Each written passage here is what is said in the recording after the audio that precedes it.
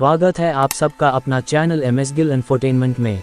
आज हम आपको श्री गुरु अंगद देव जी और हेमू बानिया की साखी सुनाएंगे। हेमू बानिया दिल्ली के राजा सलेम शाह का वफादार मंत्री था। वह बहुत चतुर, धोखेबाज और धूर्त था। एक बार उन्हें गुरु नानक देव जी के बारे में पता चला। उनके सेवकों ने उन्हें बताया कि उनके उत्तराधिकारी गुरु अंगद देव खडूर साहिब गांव में रहते थे। पंजाब से संबंध रखने वाले उनके एक सेवक ने कहा, गुरु अंगद के पास महान चमत्कारिक शक्तियां हैं और वह जिसे आशीर्वाद देते हैं उसकी सभी इच्छाएं पूरी हो जाती हैं। हेमू बानिया को बहुत खुशी हुई और उसने कहा, पीर फकीरों को खुश करना बहुत मुश्किल नहीं है। मैं उसे उपहार के रूप में कुछ गांव दूंगा और बदले में वह मुझे आशीर्वाद दे सकता है। वह अपने अनुयायियों को लेकर खडूर साहिब पहुंचे। उसने लंबी दूरी तय कर ली थी, इसलिए उसे भूख और थकान महसूस हो रही थी। उन्होंने वहां गुरु का लंगर देखा। उन्होंने लंगर के एक सेवक को बुलाया और उनसे उनके लिए ताज़ा भोजन तैयार करने को कहा। उन्होंने उन्हें विशेष सब्जियां तैयार करने की भी सलाह दी। उसने सेवक को सूचित किया कि वह भोजन की लागत का भुगतान करेगा। उसने सेवक को कुछ सोने के सिक्के दिए, लेकिन लंगर के प्रमुख ने तुरंत हस्तक्षेप किया और कहा, ये गुरु का लंगर है, यह कोई होटल या सराय नहीं है। यहाँ विशेष भोजन नहीं बनाया जाता। लंगर में जो बनेगा वही खाना है। आपको ये भी पता होना चाहिए कि ये एक फ्री किचन है। भोजन का खर्च कभी नहीं लिया जाता। यदि आप तैयार भोजन लेना चाहते हैं तो आप सभी को एक पंक्ति में बैठना चाहिए और हम सौहार्दपूर्वक आपकी सेवा करेंगे। जब हेमू ने सेवक की ये बातें सुनी तो वह क्रोधित हो गया। उसने नौकर को रूखेपन से आदेश दिया कि वह तुरंत गुरु के दर्शन करना चाहता है।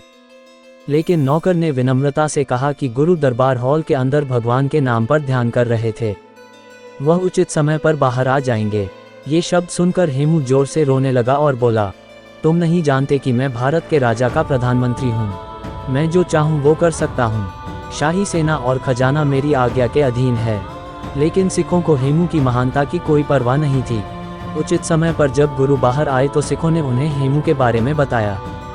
हालांकि वह गुरु का आशीर्वाद लेने आया था, लेकिन वह इतना अहंकारी था कि उसने गुरु के सामने सिर नहीं झुकाया। इसके बजाय उन्होंने अपनी महानता का बखान किया और कहा, मैं भारत के राजा सलेम शाह का प्रधानमंत्री हूँ और यहाँ आपको 10 गांव देने आया हूँ ताकि आपको मुफ्त रसोई चलाने में कोई कठिनाई न हो। लेकिन गुरु ने उत्तर दिया, श्री हेमू, ये निःशुल्क रसोई सामंतों द्वारा दिए गए अनुदान पर निर्भर नहीं है। कृपया इन जमीनों को अपने पास रखें। आज तुम इस भूमि के स्वामी हो। भगवान जाने कल इस भूमि का स्वामी कौन होगा। ऐसी संपत्तियां परलोक में मनुष्य के साथ कभी नहीं जाती। जो लोग ईश्वर की स्तुति करते हैं और सदैव उनके आदेशों का पालन करते हैं उन्हें अगली दुनिया में सम्मान मिलता है। इन शब्दों को सुनकर हेमू शांत हो गए और शांतिपूर्वक गुरु से 10 गांव स्वीकार करने का अनुरोध किया। वह गुरु के नाम पर 10 गांव हस्तांतरित करने के लिए स्थानीय राजस्व अधिकारी को भी अपने साथ लाया था, लेकिन गुरु ने मना कर दिया और हेमू वापस दिल्ली लौट आए। हालांकि हेमू बानिया गुरु को नहीं जीत सका, लेकिन वह किसी भी कीमत पर भारत का राजा बनना चाहता था। अपने मिशन को पूरा करने के लिए उन्होंने कोई कसर नहीं छोड़ी। पहले उन्होंने मुस्लिम धर्म अपनाया, फिर हिंदू धर्म अपनाकर वह विक्रमजीत के नाम से भारत के राजा बने। लेकिन कुछ ही महीनों के बाद वह पानीपत की दूसरी लड़ाई में हार गया। वहां उन्हें राजा अकबर के सेनापति बैरम खान ने कुत्ते की तरह मार डाला। अपना कीमती समय निकालकर साखी सुनने के लिए सभी प्रिय मित्रों को धन्यवाद और अधिक सिख ऐतिहासिक साखियां सुनने के लिए हमारे साथ बने रहें। वाहेगुरु जी दा खालसा, श्री वाहेगुरु जी दी फतेह।